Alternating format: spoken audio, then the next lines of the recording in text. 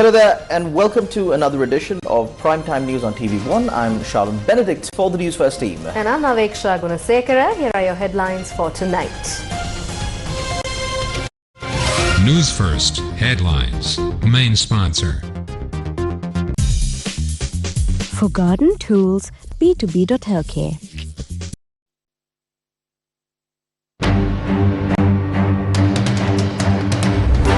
Rebuilding Sri Lanka launched. 20,000 new homes planned. ඕනෑම සමාජයක් පරිවර්තනය වෙන්නේ ඒ ගලාගෙන යන ධාරාව ඔහේ ගලාගෙන යමින් නෙවෙයි ඒ සමාජයේ රටට කලම්බවන කම්පන විසින් තමයි රාජ්‍යම් ගොඩනැගෙන්නේ. Vimal Veeravansa ends Harini Go Home Satyagraha. Grade 6 curriculum reforms postponed to next year. Expert committee to review. Trump announces 25% tariff on any country trading with Iran. Newsfirst headlines. Main sponsor. For hardware, b2b.lk. Starting off with your top story tonight, the Rebuilding Sri Lanka national program aimed at expediting recovery from the devastation caused by Cyclone Ditwa was officially launched under the leadership of President Anurakumara Dissanayake.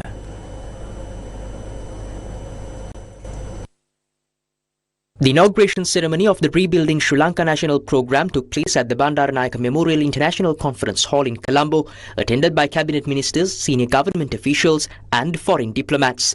The Rebuilding Sri Lanka initiative will operate under three key approaches: implementing priority development projects already in progress, allocating additional funds beyond the provisions in the national budget, mobilizing contributions through the Rebuilding Sri Lanka Fund, engaging local and international donors as well as public-private partnerships.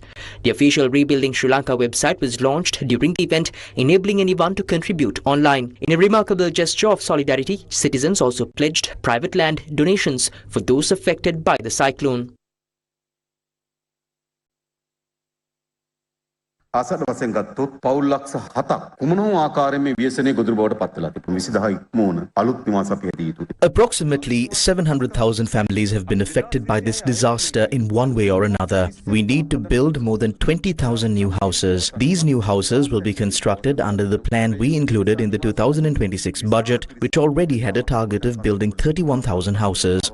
Although the war ended in 2009, even after 16 years, a large number of people in the north who lost their homes due to the war are still living in temporary shelters in displacement camps. For them, we allocated 500 million rupees in the budget to build 2,500 houses. In addition, we planned a housing program for economically challenged villagers with community participation, aiming to build 10,000 houses this year. Altogether, we must establish more than 50,000 houses in 2026. The World Bank has supported a preliminary estimate of approximately $4.1 billion for this recovery effort. Currently, the total value of projects we have identified is around $2.8 billion, and more projects will be added. Economically, I admit, this disaster has caused a shock to our plans. But progress is never smooth. Societies do not transform by simply flowing along. They evolve through disruptions. These shocks shape nations. We had two choices: dwell in regret or rise with resilience. As a government, we chose the second path, to rebuild and create a better country than before. We will construct between 20,000 and 25,000 new houses, each valued at 5 million rupees, ensuring dignity and security for every family. I know some officials question whether such houses need to be that valuable. But the real question is, should a person receive a house that barely qualifies as a shelter, or a home that allows them to live with dignity and freedom? Furthermore, there are approximately 110,000 partially damaged houses. For these, we will provide 500,000 rupees without requiring an assessment, 300,000 rupees and 200,000 rupees in 2 installments, so families can build stability, add new rooms, or at least construct a proper toilet. එයා නිවසට අලුත් ස්ථාවරයක් හදාගන්න. අලුත් කාමරයක් හදාගන්න. අඩුම තරමේ වැසිකිළියක් හදාගන්න. The president also commented on the Central Highlands. මධ්‍ය කඳුකරය විශාල තරජනයකට මුහුණ දෙමින්. The Central Highlands are facing severe degradation. The damage caused to the Central Highlands is a crisis that has developed over decades. Restoring this region will take many years, possibly decades. We must breathe life back into the Central Highlands. Today, what we have is a dry, depleted highland region. That is why we are preparing plans for its restoration. So what is the first step? To ensure that no further harm is done to the Central Highlands. We must stop any activity that causes additional damage. The next step is to implement a comprehensive plan to restore the Central Highlands to its original state.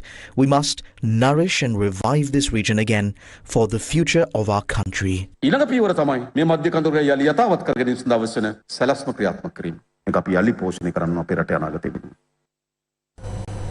The Cabinet has decided to implement curriculum reforms for grade 6 starting next year, while the planned reforms for grade 1 will proceed as scheduled this year. Separate investigations have been conducted by the Criminal Investigations Department and the Ministry of Education into issues surrounding the English module for grade 6 under the Broad Education Reform Initiative. Speaking at today's Cabinet media briefing, Cabinet spokesperson Minister Dr. Nalindra Jayatissa stated that the decision to introduce changes for grade 6 next year was made following the findings of these investigations and extensive discussions with all stakeholders involved in the education reform process. At present, we are aware that certain aspects of the grade 6 English module, along with a few other issues, have caused concern within society. These concerns stem from various reasons. Some individuals are using this situation for political purposes. Others are attempting to exploit it to avoid legal consequences. There are also those who see this as an opportunity to regain lost power. As a result, we observe that certain groups are deliberately creating confusion regarding the curriculum revisions. We firmly believe that as a government we cannot move forward with education reforms under even the slightest mistrust. Where changes are necessary, we accept that they must be made. Accordingly, the Criminal Investigations Department conducted a separate inquiry into the situation surrounding the grade 6 English module. The Ministry of Education also carried out its own investigation. Based on the CID report, the preliminary findings of the Ministry of Education and extensive discussions held by the President with university academics and education experts in recent days, the Cabinet has reached the following decisions. First, the reforms already initiated under the 5-pillar education reform framework will continue without changes to grade 1. However, the grade 6 module, particularly the English module, will be subjected to further review. Therefore, the grade 6 curriculum revision will not commence in 2026 as planned but will begin in 2027. Secondly, based on the findings of the investigation into the controversial grade 6 English module, the governing board of the National Institute of Education will take disciplinary action against the officials responsible. These measures will be implemented swiftly and the government is prepared to enforce strict actions where necessary. The Cabinet focused on these decisions during yesterday's meeting, engaging in a deep and lengthy discussion before reaching this conclusion. The Cabinet spokesperson announced that 2 full days will be allocated in Parliament for the debate on the no-confidence motion brought by the opposition against Education Minister and Prime Minister Harini Amarasuriya. We have already set aside the 22nd and 23rd of January for this debate. At present, 2 days have been allocated, but if necessary, we are ready to extend it further. Our expectation is to hold this discussion thoroughly. If the opposition insists on this motion against the Prime Minister, it gives us the opportunity to present the truth about the education reforms to the people of this country. රටට අවශ්‍ය කවුද මේක කරේ කියන එක මේක රජයේ මැදිහත් වීමක් තියෙනවද එහෙම නැත්නම් නිලධාරීන් කරාද එහෙම නැත්නම් නිලධ රජයේ අපහසුතාවපත් කරන්න වෙන කුමන්ත්‍රණ කරුවන් කරාද විපක්ෂයේ විසින් මේක කරාද මේ රටට ඇත්ත කියන්නේ කවද The ministry committee that was appointed and the Criminal Investigations Department have already identified officials who have acted irresponsibly. Based on those findings, the matter has now been referred to the National Investigation Agency, which will take the highest possible action. One key question is whether this involves serious sexual misconduct, and if so, to what extent. That determination will be made according to the evidence, but action will definitely be taken against officials who failed in their responsibilities. අපරාධ පරීක්ෂණ දෙපාර්තමේන්තුවට ඇයි ඒ නිලධාරි මොකක් හරි ආණ්ඩුවේ සම්බන්ධයක් තියෙනවද කියලා සැකයක් ඇති වෙන්න පුළුවන්. අත්අඩංගුවට ගැනීම හෝ නොගැනීම. Decisions on arrests or non-arrests are made by the CID after reporting facts to court. As for the Education Ministry, we have already taken steps within our authority and handed over what we can to the NIA. කරන්න පුළුවන් දේවල් වුන් ඉදිරියට කරා. ඒ කියන්නේ ඔවුන් හඳුනාගෙන එලිතරව් කරන්න බැරි මොකක් හරි ප්‍රශ්නයක් තියෙනවද? කිසි ප්‍රශ්නයක් නැහැ. There is no issue at all. One development is that the senior official who headed the NIA has resigned. Meanwhile, investigations continue into other officers linked to negligence during the curriculum development process. Necessary actions will be taken and the names have already been submitted by the Education Ministry. Several teachers' unions met with President for an extensive discussion on the new education reforms. Following the meeting, representatives of the unions shared their views.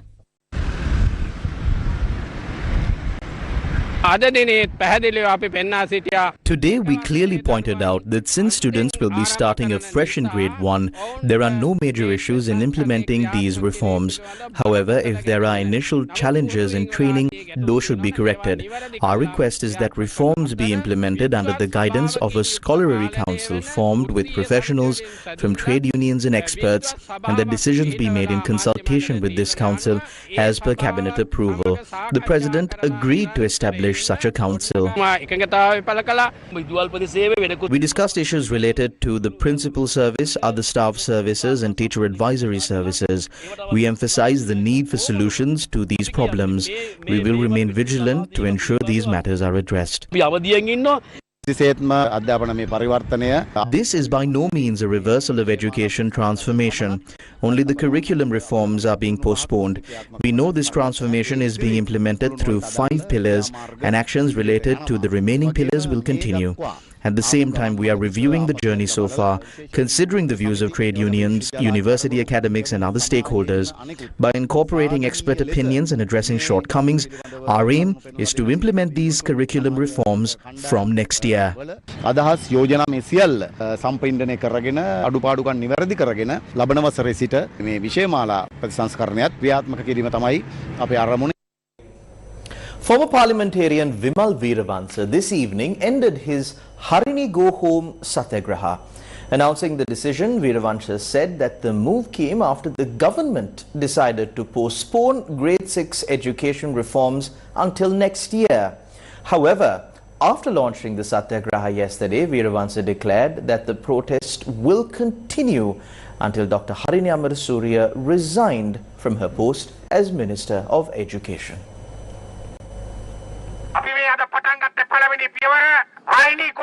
On Monday morning, Vimal Veeravansa and a group of supporters launched a satyagraha in front of the Ministry of Education, demanding the resignation of Education Minister Dr. Harini Amarasuriya.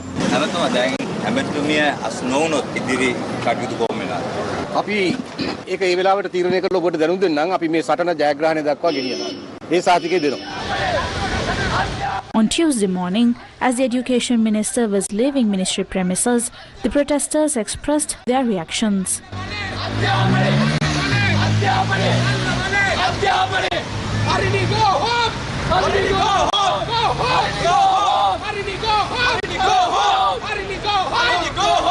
Following the cabinet announcement to postpone grade 6 curriculum reforms until next year, Veeravansa and his group decided to call off the Satyagraha.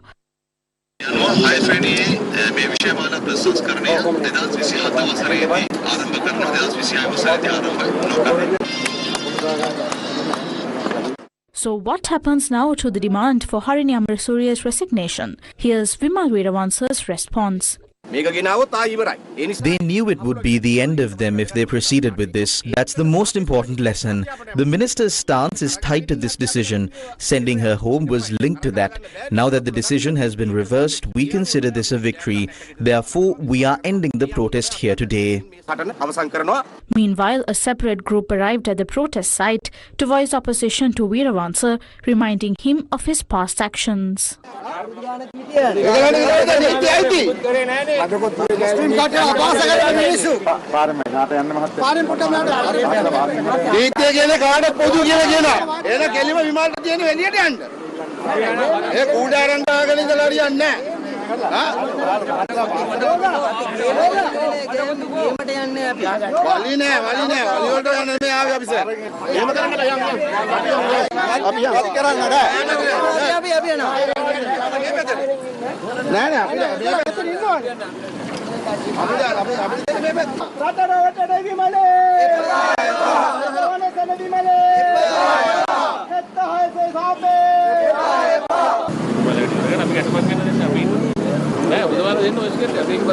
Protesters informed the police that they would not end their demonstration until the satyagraha was over.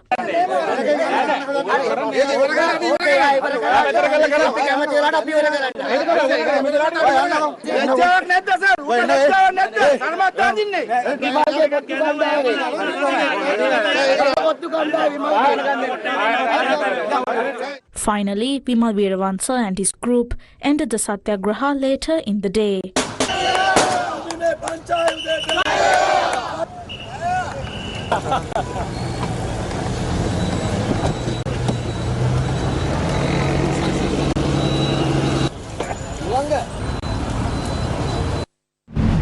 The cabinet spokesperson commented on Vimal Weerawansa's satyagraha.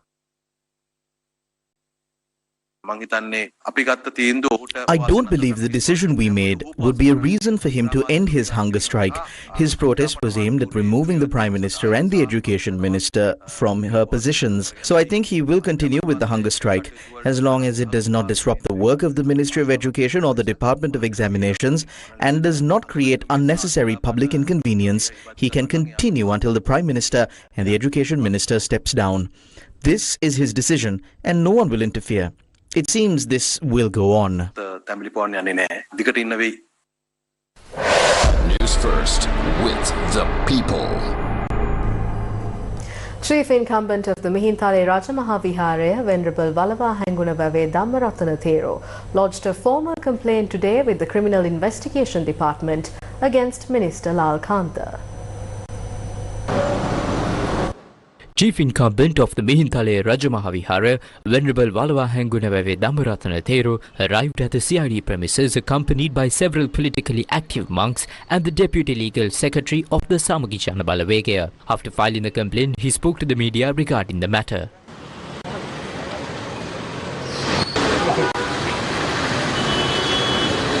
He seems to have forgotten that he is a responsible minister of this government. Someone needs to remind him of that. When he berates the chief incumbent of Mihintale, he should think twice about what he is saying.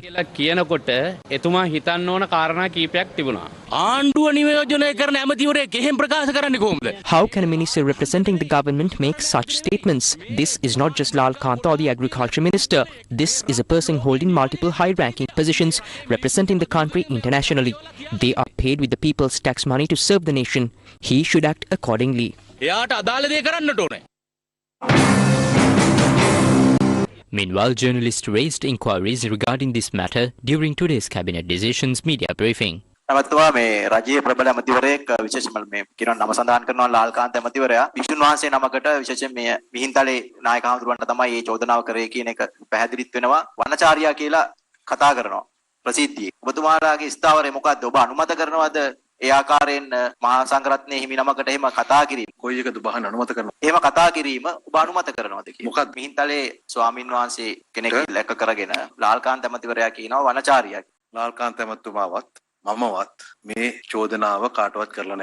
Minister Lal Kantha nor I have made this accusation against anyone specific.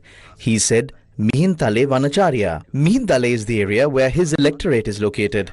There are about 75,000 voters in the Mihintale constituency. He didn't specifically mention anyone. You are the one saying it. I won't name the institution since the representative of the channel asked the question. You are the one who has now said it twice that he must have been referring to this particular Thera. Minister Lal Kantha didn't say it, and we aren't saying it either. So how can you say all of a sudden that Minister Lal Kantha was definitely referring to him? You should ask that from Minister Lal Kantha when you meet him. If you know, then you should be the one to explain why you are mentioning that specific individual. I was also surprised as to why the chief prelate of Mihintale got entangled in this. It's a waste.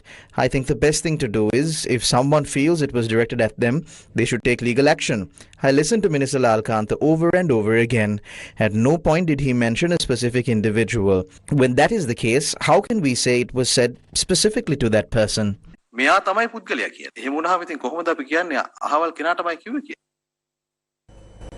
An incident was reported last Sunday where two men in civilian clothing were arrested near the Criminal Investigation Department headquarters in Colombo while carrying a sniper rifle wrapped in black cloth.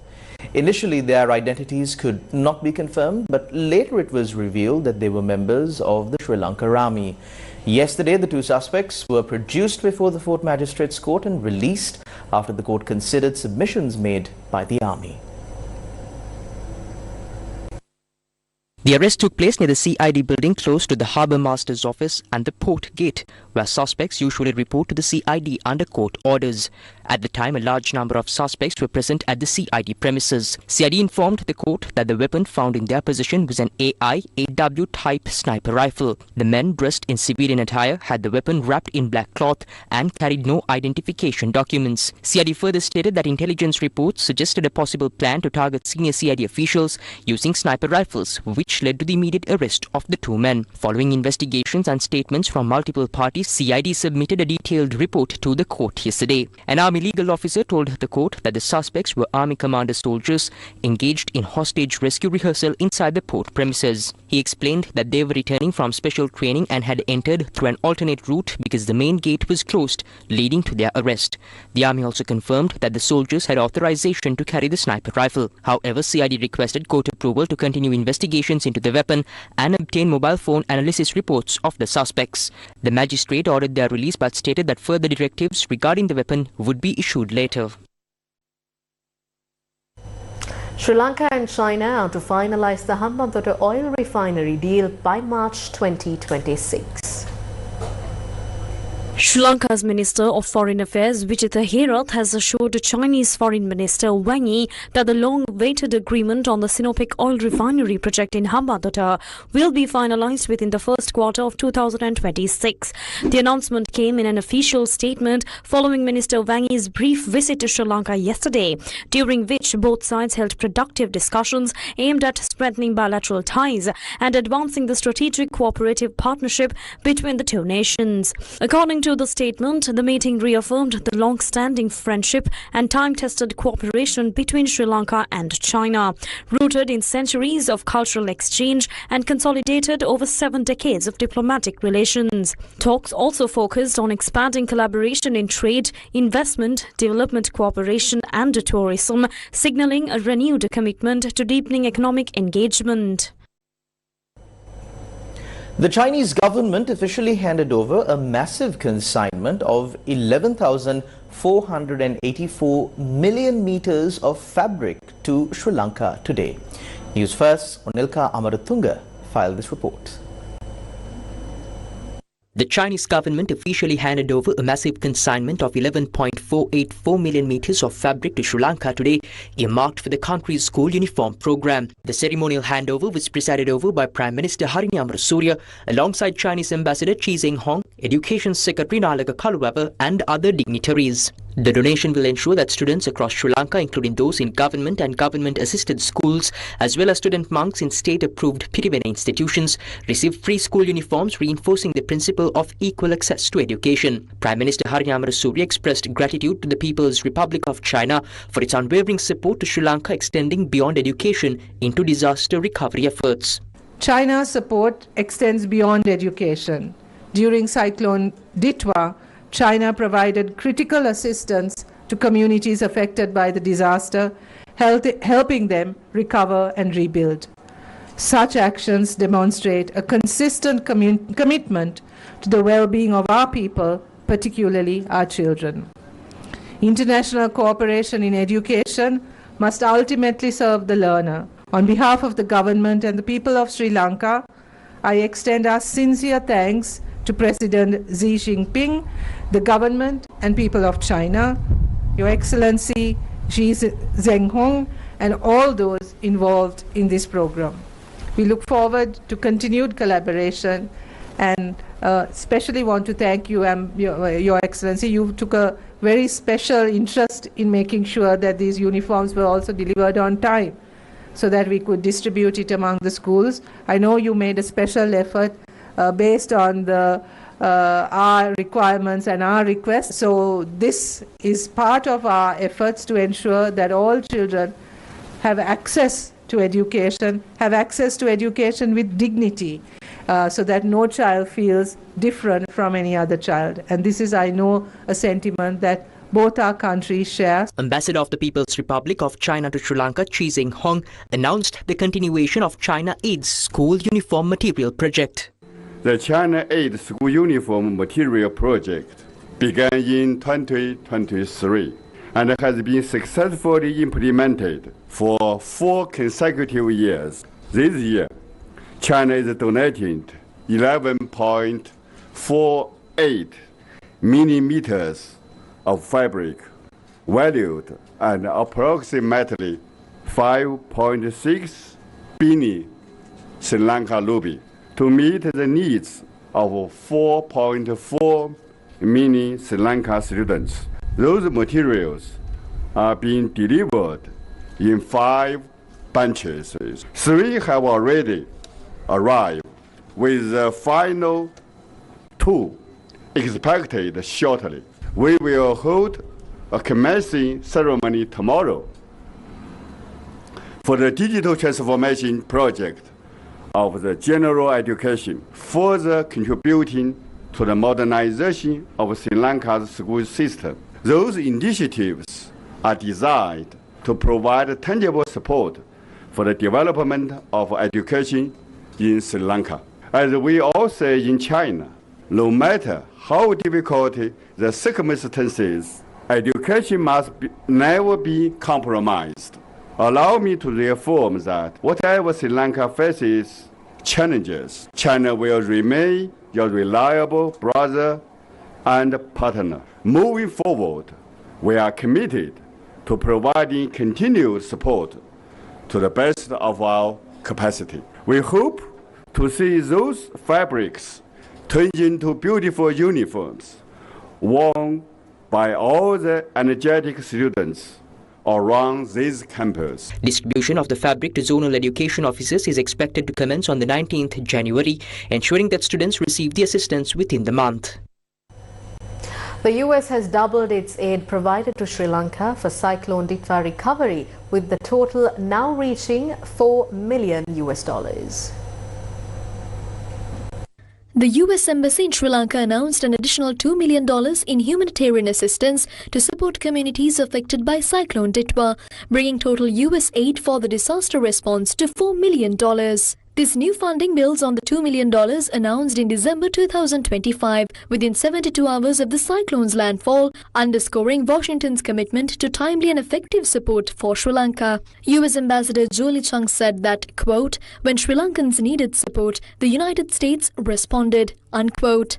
According to the U.S. Embassy, U.S. assistance is reaching hardest-hit districts, including Ampara, Badulla, Gampaha, Kegol, Putlam and Ratnapura, as well as state communities in the central province. The aid package includes emergency food and essential items, including kitchen sets and hygiene kits, flood mitigation materials, including polysacks for sandbagging, clean drinking water access, nutrition support for mothers and children, and safe, child-friendly shelters. In rural and estate areas, assistance is also helping to restore basic infrastructure, improving drainage and irrigation, and revive local food production and livelihoods. The opening ceremony of the Jewels exhibition organized by the Ministry of Foreign Affairs, Foreign Employment and Tourism in collaboration with the Gemologists Association of Sri Lanka was held in Colombo today. The opening ceremony of the Jewels exhibition organized by the Ministry of Foreign Affairs, Foreign Employment and Tourism in collaboration with the Gemologists Association of Sri Lanka was held in Colombo today. The event was graced by Deputy Minister of Tourism Professor Ruwan Ranasinghe, who attended as the chief guest and delivered the keynote address. Addressing the gathering, Professor Ranasinghe commended the Gemologists Association of Sri Lanka for its long-standing contribution to the industry, noting that the association boasts over 50 years of history and a membership exceeding 500 professionals, including academics, scientists and industry experts. Sri Lanka is very well known for times immemorial producing world-class gems, and this land has produced some of the rarest and top quality unique stones in the history in the world. And I'm glad to announce that last 12 days we have reached 100,000 visitors for this year as well right now. So we are very much hopeful that we can cross 3 million this year, and these numbers say that there will be a lot of opportunities for your sector as well. So with that target, I'm sure working together, exhibitions like this will create definitely a platform for us to create new opportunities. The Jewels exhibition showcases Sri Lanka's rich gemstone and jewellery heritage, highlighting their significance not only as a major export, but also as a growing attraction for international visitors. As gemstones gain prominence within the tourism landscape, they continue to evolve into a vibrant and valuable sector of Sri Lanka's tourism industry.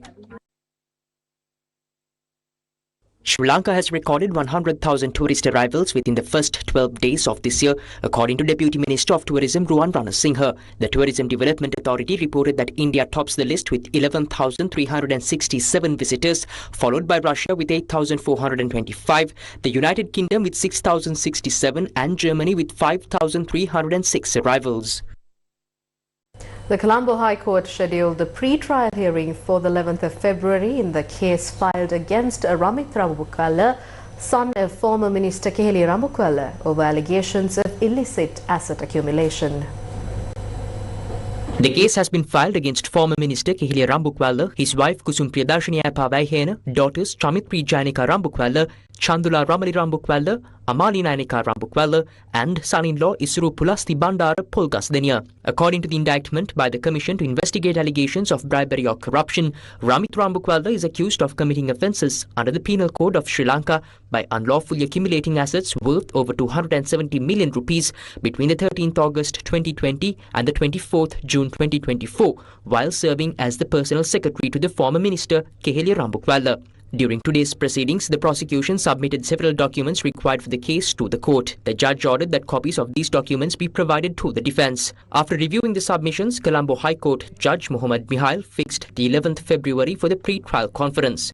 Meanwhile, in a separate case filed under the Money Laundering Act against Keheli Rambukwala, his wife, 3 daughters and son-in-law, the court scheduled the hearing for the 13th February at 11 a.m.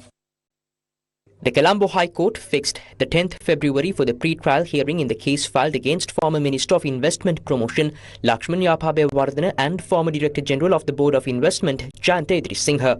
The case was taken up before Colombo High Court Judge Muhammad Mihail. During the proceedings, the Defence Counsel informed the court that a related case is currently under review before the Court of Appeal. However, since no restraining order has been issued by the appellate court, the judge ruled that there is no obstacle to proceeding and scheduled the pre-trial for the 10th February. According to the indictment filed by the Commission to investigate allegations of bribery or corruption, the accused are charged under the Bribery Act for causing a loss of 1,748,877 rupees and 76 cents to the government by using BOI funds to publish 11 newspaper supplements on the 19th November 2014 in support of former President Mahinda Rajapaksa's second term. The prosecution is expected to present 15 witnesses and 21 documentary exhibits during the trial. For garden tools, b2b.lk. The second phase of the LOLC Divisavia You, Me, Our Country Social Welfare Initiative commenced today for the 9th consecutive day, focusing on schools in the Nuwara Eliya and Ratnapura districts. Under this phase, 200 schools damaged by Cyclone Ditwa will be renovated and restored.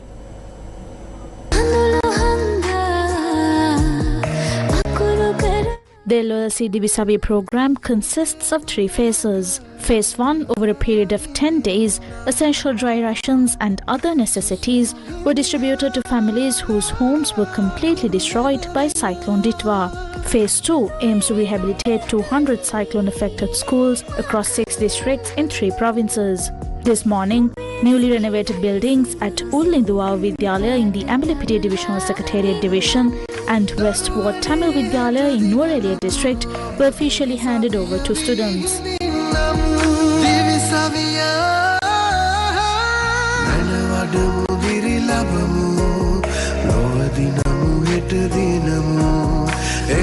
Additionally, this afternoon, a renovated building at Gabbala Mahavidyalaya in the Nivitigala Divisional Secretariat Division was also handed over to students, marking a significant milestone in the program.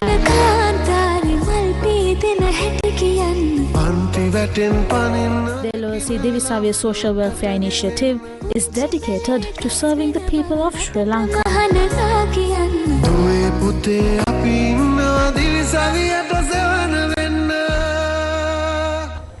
Veteran journalist Iqbal Abbas, one of Sri Lanka's foremost investigative journalists, passed away this morning at the age of 81. His final rites were observed this afternoon. Veteran journalist Iqbal Abbas served as a security analyst for many years and a columnist on military affairs, focusing on sensitive issues affecting society, including national security, state governance and political power. He passed away this morning. His remains were placed at his residence, number 11C of 1, City Wadana Road, Hill Street, Dehiwala, for the general public to pay their final respects. The final rites were observed this afternoon in Dehiwala. The Sri Lanka Committee for Solidarity with Palestine, together with the Embassy of the State of Palestine to Sri Lanka and the Maldives, held a literary and cultural program titled Echoes of Palestine in Colombo today.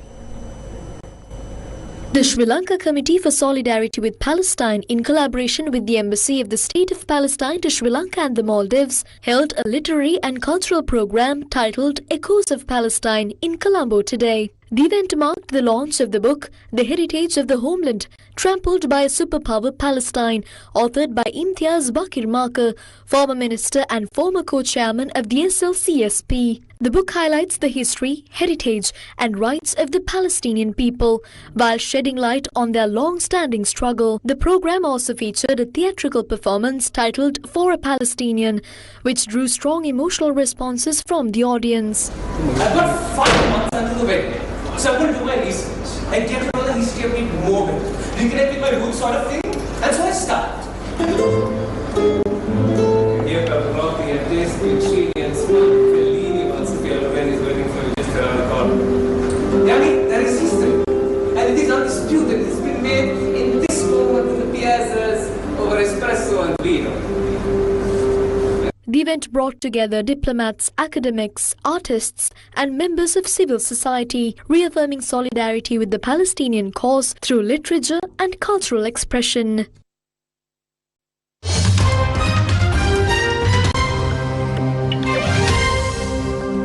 About 2,000 people, including security personnel, have been killed in protests in Iran, an Iranian official said on Tuesday, the first time authorities have acknowledged the high death toll from an intense crackdown on 2 weeks of nationwide unrest.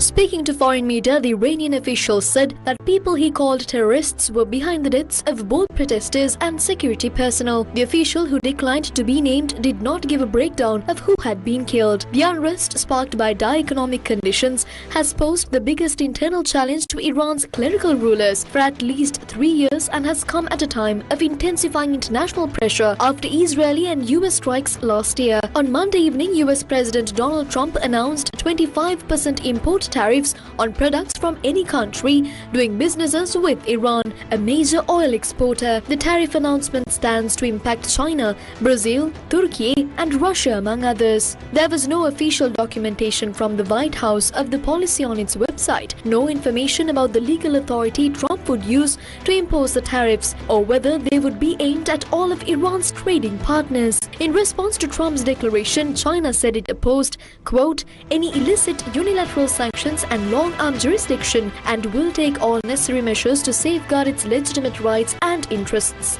Unquote. Iran, which had a 12-day war with US ally Israel last year and whose nuclear facilities the US military bombed in June, is seeing its biggest anti-government demonstrations in years.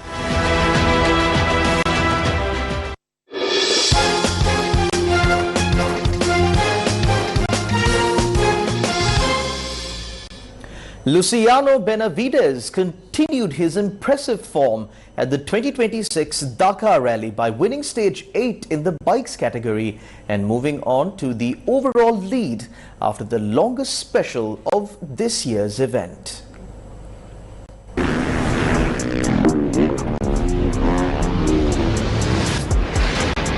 The 8th stage of the 48th Dakar Rally was held yesterday in Saudi Arabia, which is hosting the event for the 7th time. The rally features several categories including motorcycles, cars and trucks. The 8th stage of the rally was held yesterday, covering a distance of 481 kilometers. Argentina's Luciano Benavides claimed a victory in the motorcycle category, completing the stage in 4 hours 26 minutes and 39 seconds. With that result, Luciano has moved into the overall lead in the motorcycle category, recording a total time of 33 hours 18 minutes and 50 seconds. Starting the day with the responsibility of opening the route, Luciano handled the task with confidence, repeating a feat he demonstrated last year by winning while running first on the road. The 8th stage was won in the car category by South Africa's Saud Waraiwa, who completed the stage in 4 hours 20 minutes and 35 seconds. Despite Saud's stage victory, Qatar's veteran driver Nazar Al-Attiyah remains in the overall lead in the car category after 8 stages. The 55-year-old Al-Attiyah is a 5-time Dakar Rally champion. Fifth place today, 1 minute and 16 seconds down. 5-time Dakar champion now leading the overall of 4 minutes extra.